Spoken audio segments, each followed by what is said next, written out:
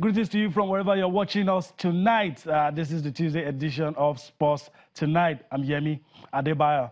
Well, we have to put on smiles as we go on along and talk about what has happened in St. Petersburg tonight. Talking about the hoster of the Super Eagles of Nigeria from the 2018 FIFA World Cup. It kind of leaves a bitter taste in our mouths because we were so close, so close.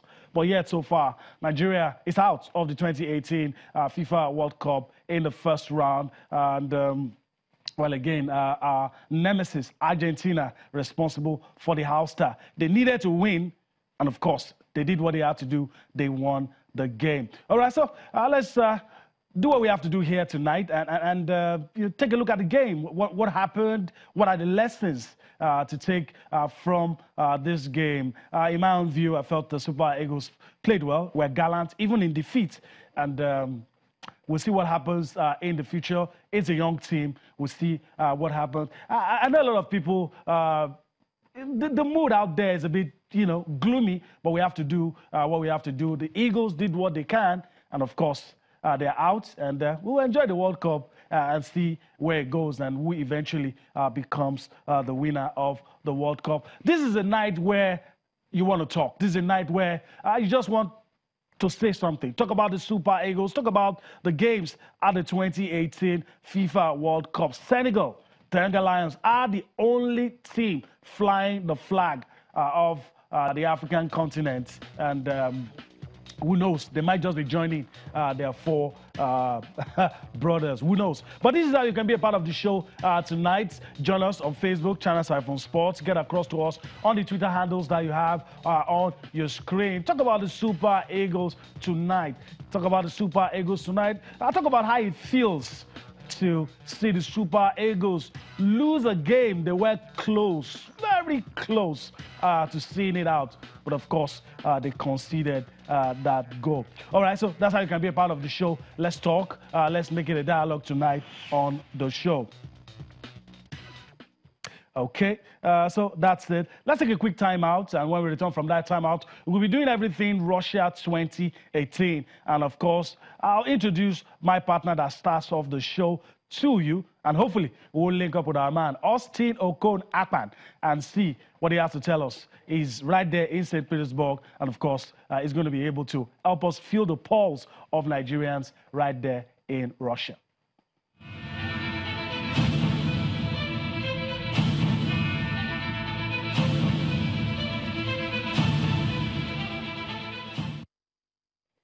Welcome back. Let me quickly introduce my partner to you before we go to St. Petersburg in Russia. Cosmos Chukwuemeka, it's good to have you join us today. I can understand the mood, I can understand, but we have to be professionals on the show tonight. Talk about the Eagles, what happened right there in St. Petersburg, and if there's any lesson to learn. But first, let me welcome you to the show.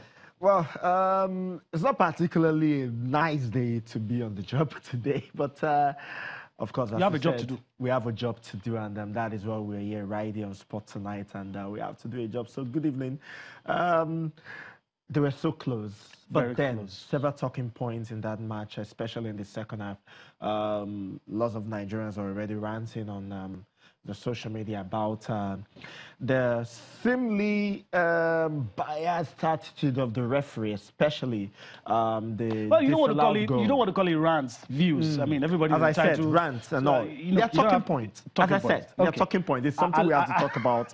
But really, Nigeria. I've never seen Nigeria played that well and still lose. When was the last time Nigeria played that well and still lose? Probably Nigeria versus Italy, USA 94 in the second round. I think that should be the last time that Nigeria played that well and lost a match. Had this kind of support. And had this kind of support from everybody.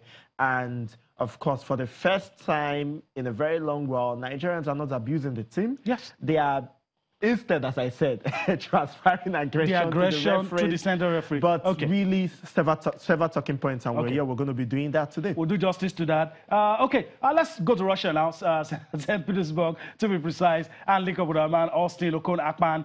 Let's hear him and tell us what happened. Is there anything we missed out? Hello, Austin. I would have loved to say that it's good to hear your voice, but I'm more interested in what you have to say. What happened in St. Petersburg?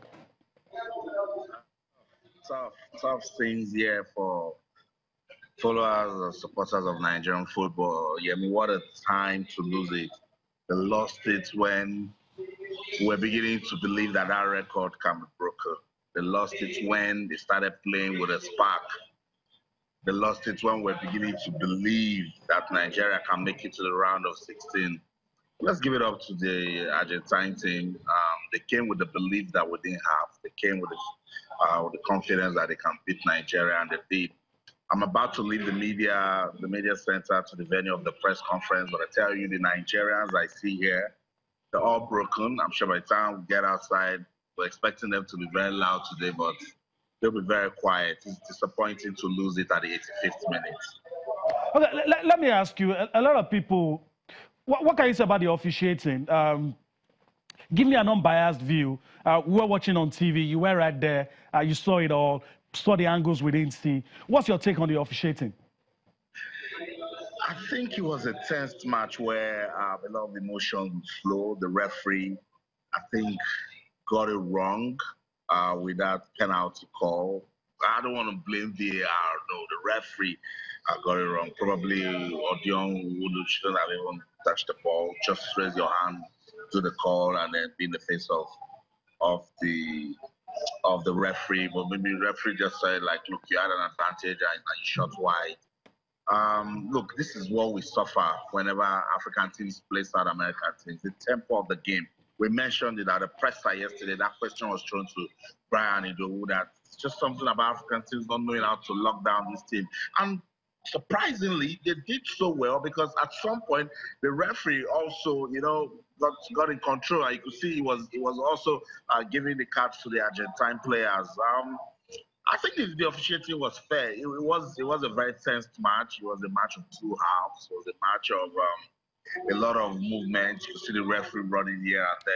The match of different views flying from the players. And I see the way Mikel Obi stood as a captain and said, check it, go to the VR, check it. I think Odion shouldn't have kicked that ball. He should have just, raised his hand and then call and then stand by it. Look, we can't start. Nobody can blame the referee now. It's over. I spoke to some of my foreign colleagues here, and they also shared the same view that it was a good game. It was good officiating, but for that penalty call that VAR said no to. All right,